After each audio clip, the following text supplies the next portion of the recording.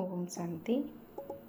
आज 22/4/24 प्रातः मुरली। ओम शांति। बाप दादा मधुबन।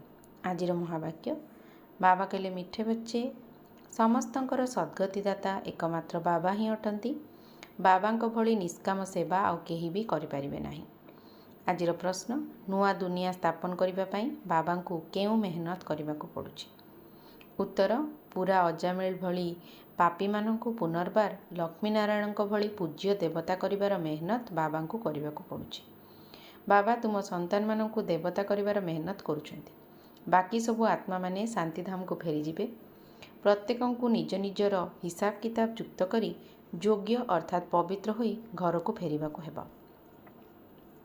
धारणा पाई मुख्य सार, डबल अहिंसक होई जोगबल द्वारा एही नर्क को स्वर्ग रे परिणत करिबाको हेबो। तम प्रधान सत प्रधान हेबार पुरुषार्थ करिबाको पड़िबो। एकमात्र बाबांकु संपूर्ण रूपे अनुकरण करिबाको हेबो। सच्चा सच्चा ब्राह्मण होई जोग अग्नि द्वारा विकर्म को दग्ध करिबाको हेबो। समस्तंकु काम चित्तरु उद्धार करी ज्ञान चित्तरे बसाइबाको हेबो।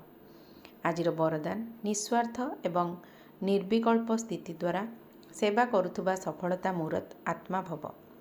सेवारे सफलता प्राप्त करिबार आधार हेला तुम मानंकर निस्वार्थ एवं निर्विकल्प स्थिति। एही भली स्थिति रे रहुथुबा आत्मा सेवा करिबा समय रे निजे मध्य संतुष्ट तथा हर्षित रहिथांती एवं अन्य आत्मा माने मध्य सेमानंको उपरे संतुष्ट रहिथांती। सेवा क्षेत्र रे संगठन भितरे ही सेवा करिबाको हेबो एवं संगठन भितरे भिन्न भिन्न कथा भिन्न भिन्न विचार मध्य रहिबो। किंतु तुमे माने अनेकता मध्य रे रही संशय रे पड़ नाही।